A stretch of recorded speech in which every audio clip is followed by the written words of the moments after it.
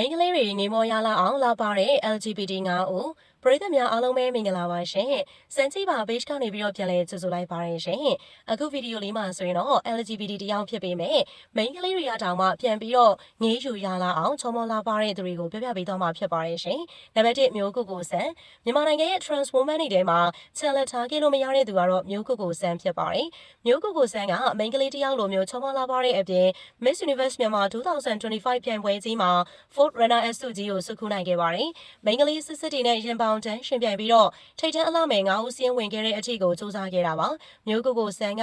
မိန်းကလေးတယောက်လိုအလှတရားကိုပိုင်ဆိုင်နိုင်ဖို့အတွက်မျက်နှာအစိပ်ပိုင်းအမျိုးမျိုးကိုငွေကျပ်3,600အကုန်ကျခံပြီးတော့ပြုပြင်ခွဲစိတ်ထားတာဖြစ်ပါတယ်။ရီမန်ချက်အတွက်ကိုဒီလောက်ကြီးမားတဲ့ယင်းနှမုံရမှုမျိုးကိုပြုလုပ်ခဲ့တဲ့မျိုးကိုကိုဆန်က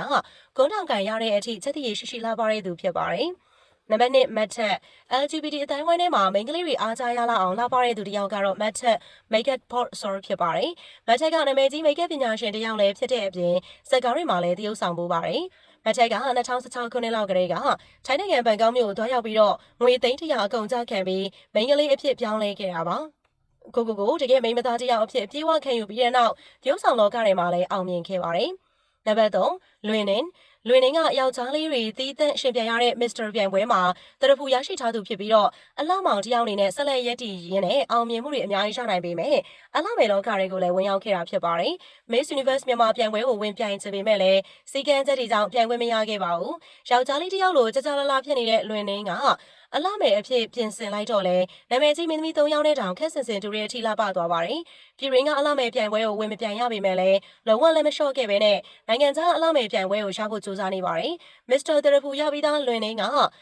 Miss တရဖူကိုထပ်မံရယူဖို့ကြိုးစားနေတာဖြစ်လို့ဒီလိုရှားပပအလှမောင်ကလည်းလွင်နင်းတစ်ယောက်ပဲရှိပါသေးတယ်။နံပါတ်4နေဆန် TikTok လောကမှာနေဆန်ကိုမသိတဲ့သူမရှိသလောက်ဖြစ်ပြီးတော့မိန်းကလေးတယောက်လိုထင်ရလောက်အောင်လှပတဲ့သူဖြစ်ပါတယ်။ငွေကြေးတက်နိုင်တဲ့နေဆန်ကလှပတဲ့မျက်နှာကိုပို့ပြီးတော့မိန်းမသားဆန်အောင်အချိန်ချင်းအခါခါပြုပြင်ထားပါတယ်။နေဆန်ကမိန်းကလေးတယောက်လိုလှပလို့ရုပ်ရှင်တွေမှာလည်းမိန်းကလေးနေရာပဲတရုပ်ဆောင်လေးရှိပါတယ်။အမျိုးသမီးတယောက်လိုလှပပေမဲ့လည်းနေဆန်ကတော့မိန်းကလေးအဖြစ်ကိုမကူပြောင်းသေးပါဘူး။သူ့ရဲ့ရုပ်ရည်နဲ့အသားရည်လှပတာကြောင့်မိန်းကလေးအစ်တီယာတောင်မှနေဆန်ကိုအားချနေရတဲ့အထိလှပတာဖြစ်ပါတယ်။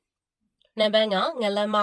မီတက်တဲ့အတူဟာတာဗီဒီယိုတွေကိုတင်လေးရှိတဲ့ငလမ်းမကလည်းမိန်းကလေးတွေရှုံးရလောက်အောင်လှပသူဖြစ်ပါတယ်။ဟာတာဗီဒီယိုဖိုင်တွေမှာမိန်းကလေးနေရာနေပြီးတော့တရုပ်ဆောင်တဲ့ငလမ်းမကတကယ်မိန်းကလေးနဲ့တူအောင်ပြင်ဆင်တတ်ပါတယ်။အဝတ်အစားမိတ်ကပ်စပင်အစဟာခွဲမရှိအောင်လှပနေတတ်ပြီးတော့မမီတက်တဲ့ငလမ်းမတို့အတွဲကလိုက်ဖက်တာကြောင့်သူတို့ရဲ့ဗီဒီယိုတွေကလည်းအောင်မြင်လာပါတယ်။ငလမ်းမကမိန်းကလေးလိုဝင်ရင်လည်းလှပသလိုယောက်ျားလေးတစ်ယောက်လိုနေထိုင်ရင်လည်းမိန်းကလေးတွေသဘောကျလောက်တဲ့ရုပ်ရည်ပိုင်ရှင်ဖြစ်လို့ရုပ်ရည်နဲ့ပတ်သက်ရင်တော့ကံကောင်းသူဖြစ်ပါတယ်။မိန်းကလေးတွေငေးမောလောက်အောင်လှပတဲ့ LGBT တွေထဲမှာဘယ်သူကပို့ပြီးတော့လှပလဲ comment လေးထဲမှာပရိသတ်တို့ရဲ့အမြင်လေးဆွေးနွေးပေးသွားကြပါအောင်ရှင်။